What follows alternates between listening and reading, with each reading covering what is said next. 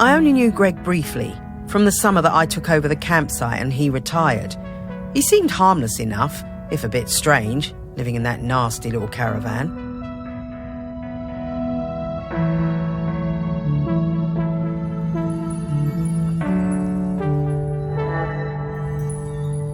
As part of his official handover process, he gave me a big box of rule books that I was apparently supposed to give every camper when they arrived.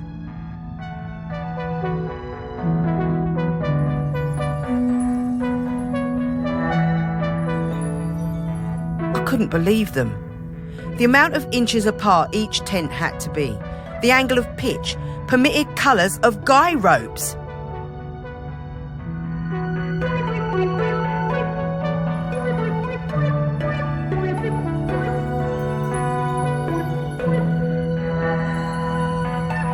No skipping ropes, marbles, conkers or throwing games. No singing with hand drums.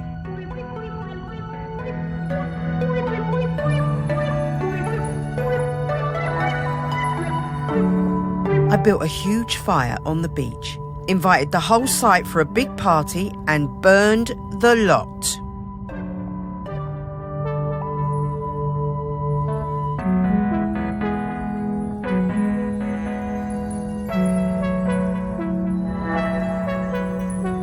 But then, awkward, Greg showed up. I guess he'd been collecting some things from his caravan and came to see what the noise was all about. You could tell he wasn't comfortable, but he sat down and tried to make conversation. I told him how beautiful I thought Shelmerston was, and he started telling me all about the wildlife here and the best places to spot birds. He was actually quite a sweet guy.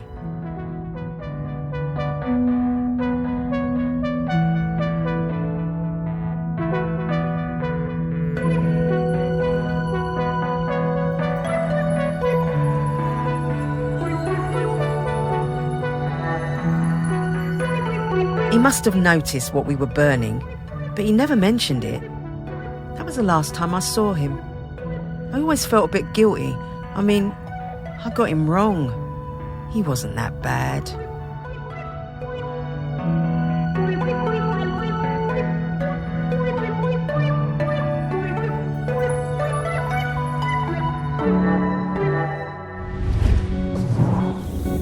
Well, it's a good thing she kept one of them. It must be around here somewhere.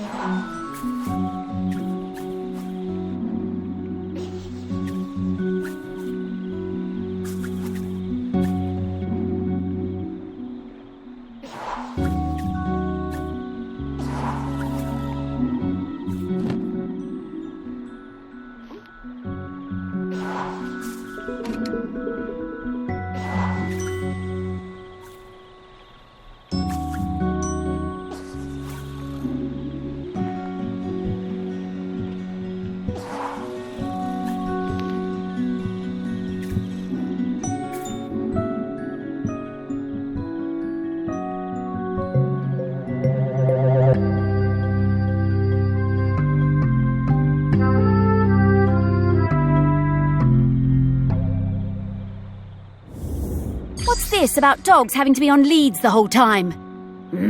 Outrageous.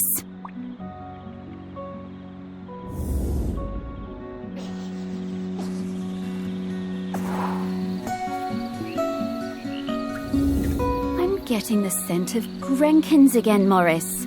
I'll pop up to let you know when we're close to one.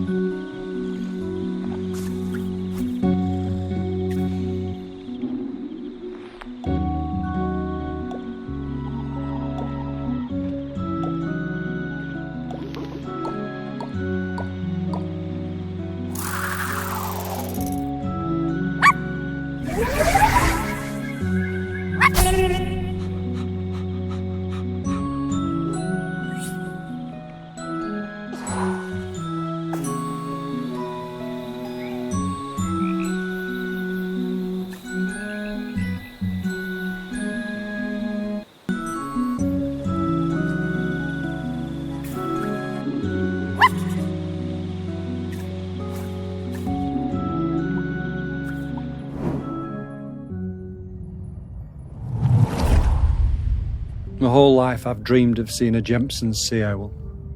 One day, I read the news that a guy on this little island called Shelmerston had discovered one. I had to see it.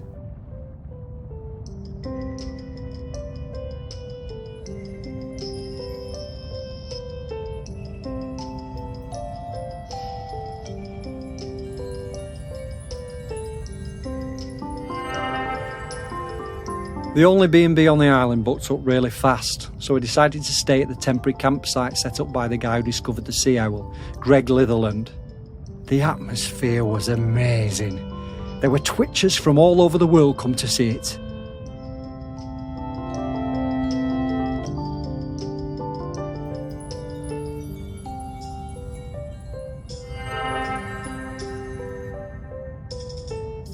Greg had given the owl a name, David Abrahams. A bit weird, but I guess he was the one who found it. And because it had no mate, it was lonely, and he'd made a model female owl out of concrete. That was quite impressive.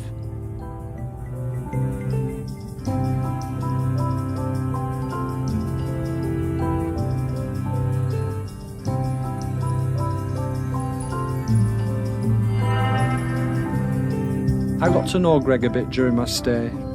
He really seemed to resent all the noise and fuss on the island. His island, as he thought of it. And the irony was that he was the one who'd got everyone excited about coming to Shelmerston.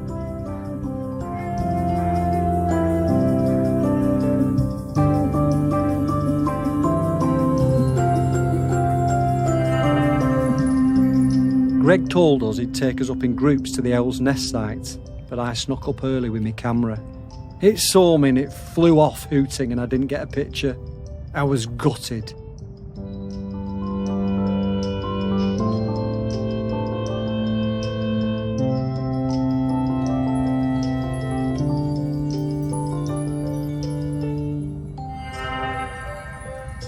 I had to make do with a picture of the model.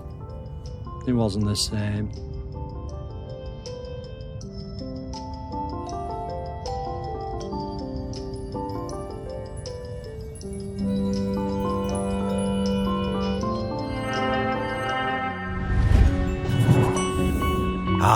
I remember that.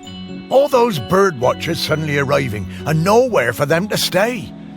I didn't think Greg had it in him to start a campsite, but he somehow pulled it together.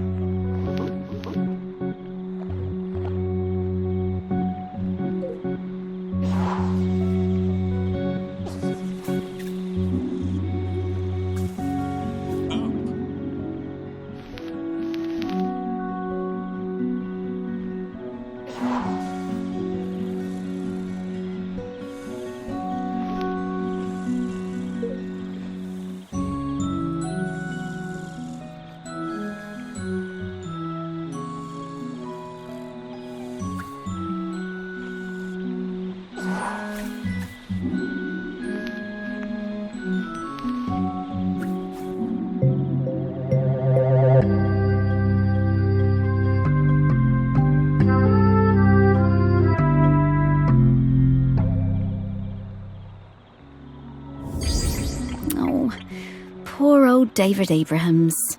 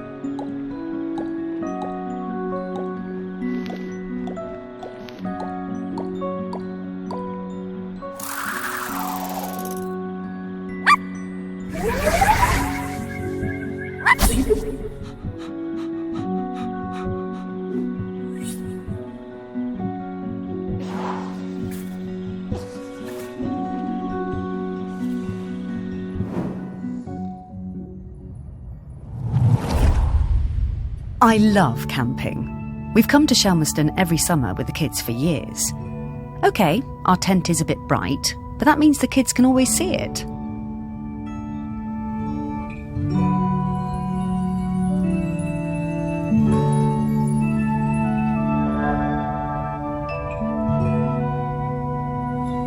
Greg seemed angry about everything this year. He told us our tent was outside of the regulation colours, and being around the kids seemed to really upset him.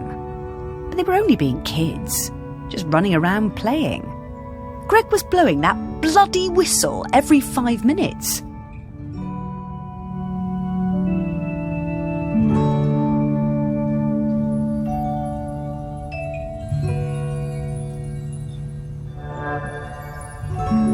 One day, Greg confiscated my little one's kite. He was terrifying. We still sometimes get nightmares about it. I had to do something.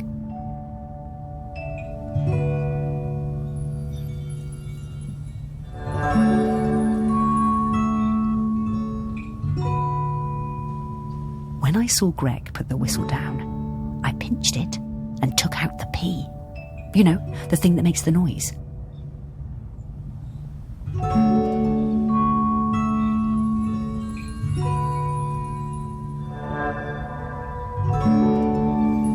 I threw that pea somewhere Greg would never find it. You should have seen his face when he blew his whistle and nothing happened.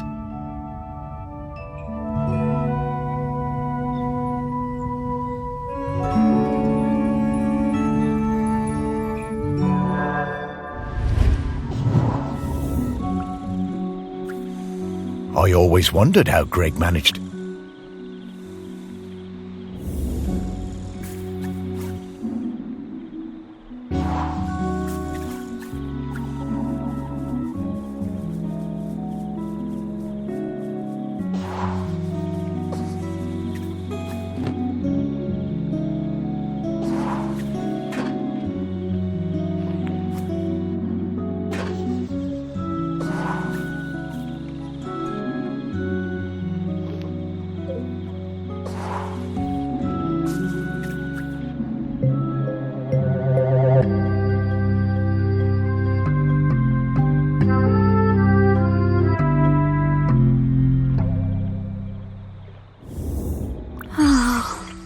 The smell of rabbit poo.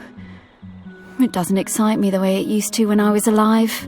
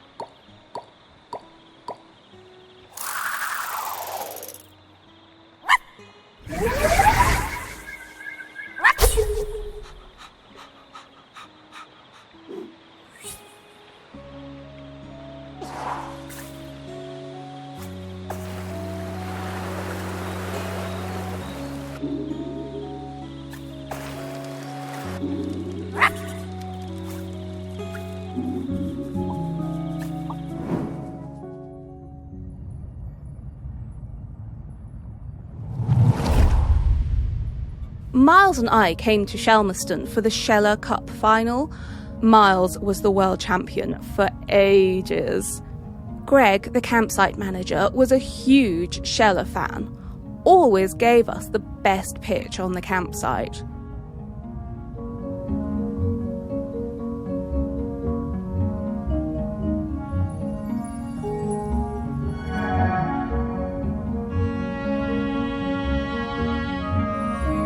Miles was up early every morning, training for the big race. Greg would always be lurking in the background, taking photos.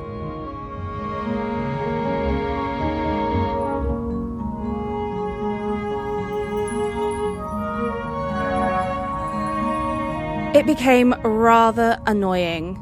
How many photos did he need?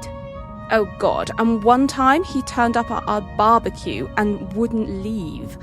The man could not take a hint.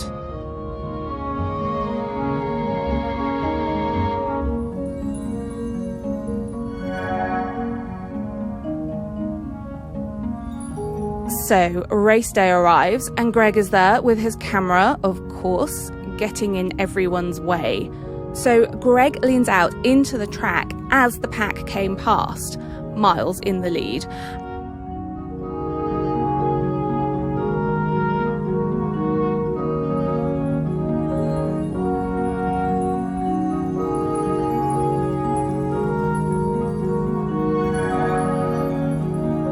And Miles goes crashing right into Greg. Total disaster. Miles goes down and Kwasi flies past him to win the race. Miles was absolutely gutted. He definitely would have won it.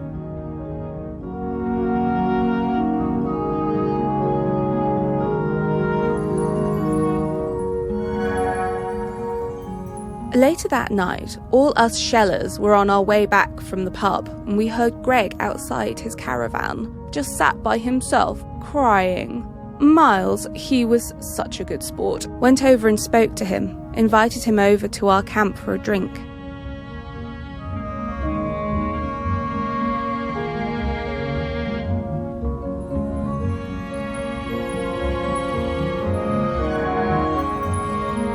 So then Greg came back and hung out with us, brought his camera and showed us all his Sheller race photos. You know, that guy was actually a pretty great photographer. By the end of the night, Miles had forgiven him. Miles was good like that.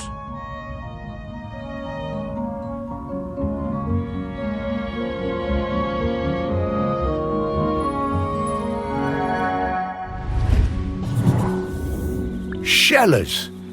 I've never understood the appeal of that. Seems bloomin' uncomfortable to me. Poor old Greg. He was always rubbing people up the wrong way, but he meant well. And he really loved this place.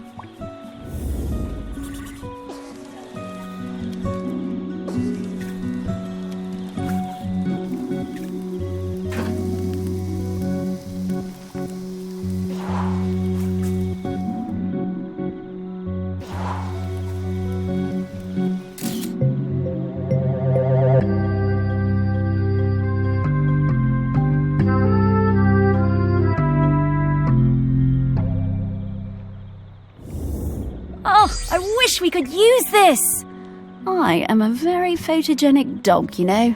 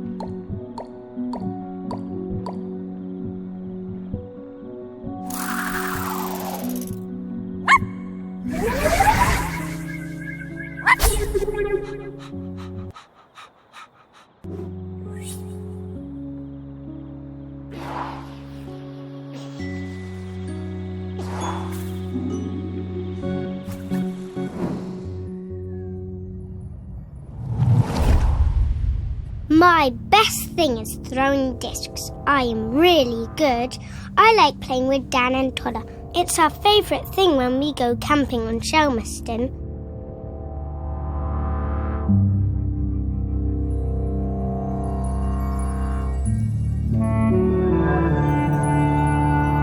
time, Greg Clifferland came up the beach, all red-faced like an angry tomato. He pointed at a sign. It said, "No throwing games." He was yelling and shouting at us.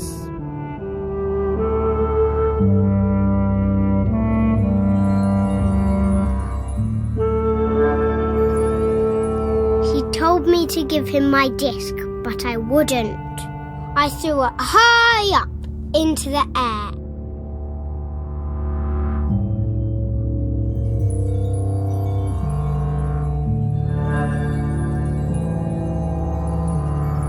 And it went bang into a massive bird. Then the bird fell into the sea.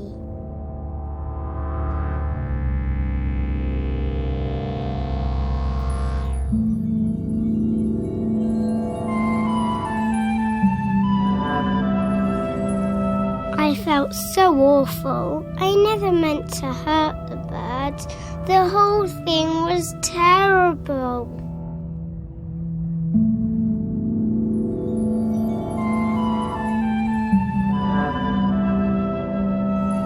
Mr. Lifferland was screaming.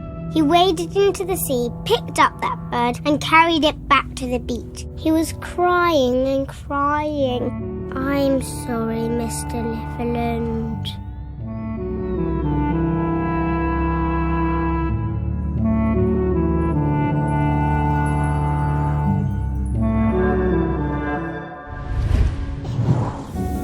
Oh, Greg.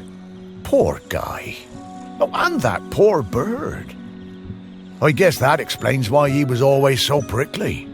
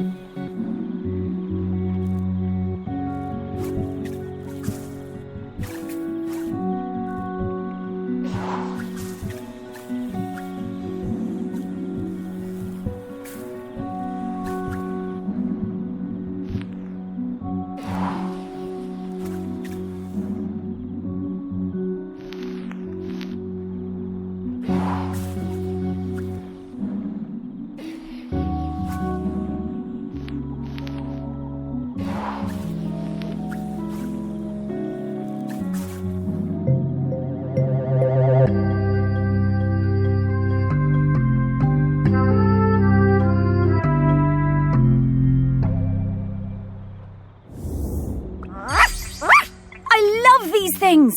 Reminds me of our walks on the beach.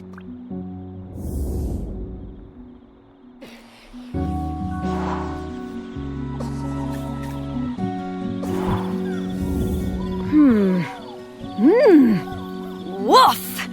Okay, I've got his scent. It was quite faint, but I'm a very good dog.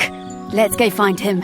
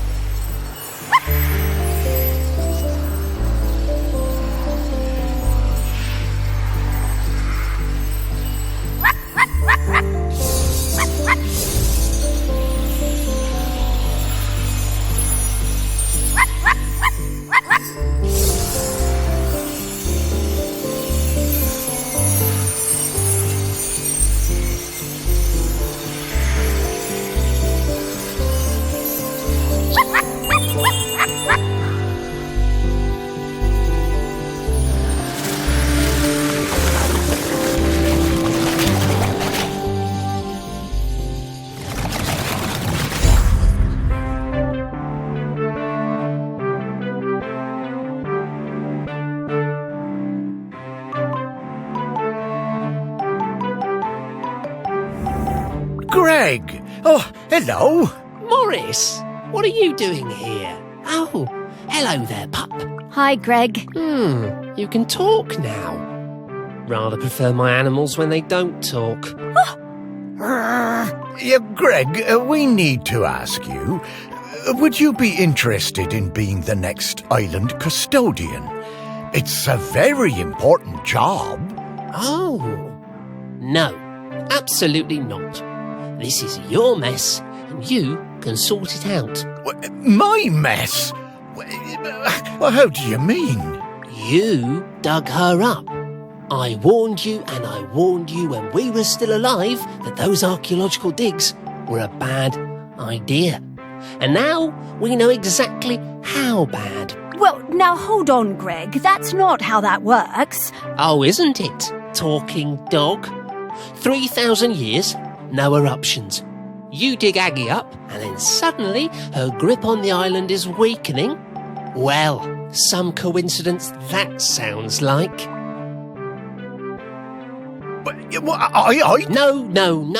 No. There's no way I'm doing that job. It's too much obligation, it's not my responsibility, and frankly, one lifetime of humans was plenty for me. Now, I'm going to stay right here until I can find David Abrams. Fine. Thanks, Greg. See ya, I suppose. Thanks, Greg.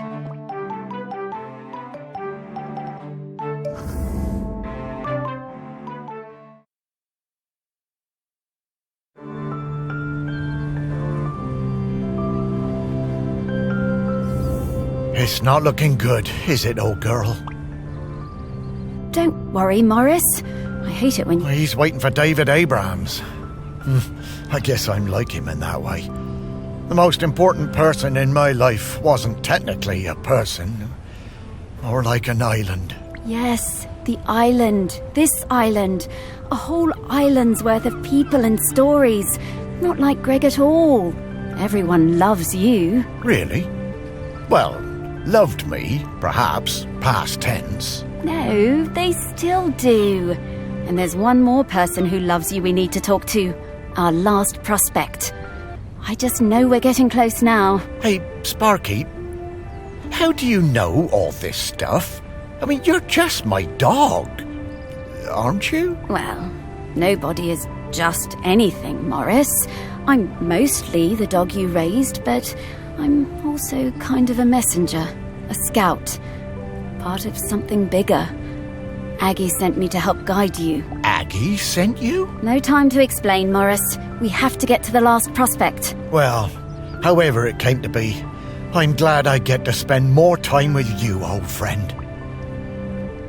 So am I, Morris. Now, off to... Ah, Sam. Yeah, lead the way, girl.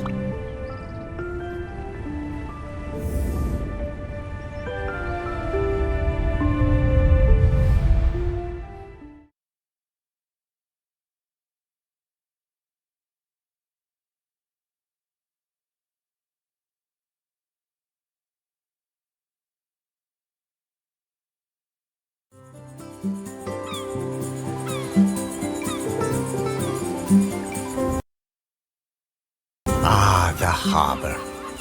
I always loved watching the boats come in and out. Never did get around to expanding the fishing exhibit, did I? You remember? I'd have liked it better if you'd... I love your confidence, Sparky. But you always thought yourself a bigger dog than you actually were. Oh. Lots more boats than there used to be, though, weren't there? Certainly are. Shelmerston got busy. Though this is busier than even I remember. Say, how long have we been doing this search? Oh, I don't know, Morris. Once you're dead, time seems to be a bit less important. Does it? Oh, I don't know.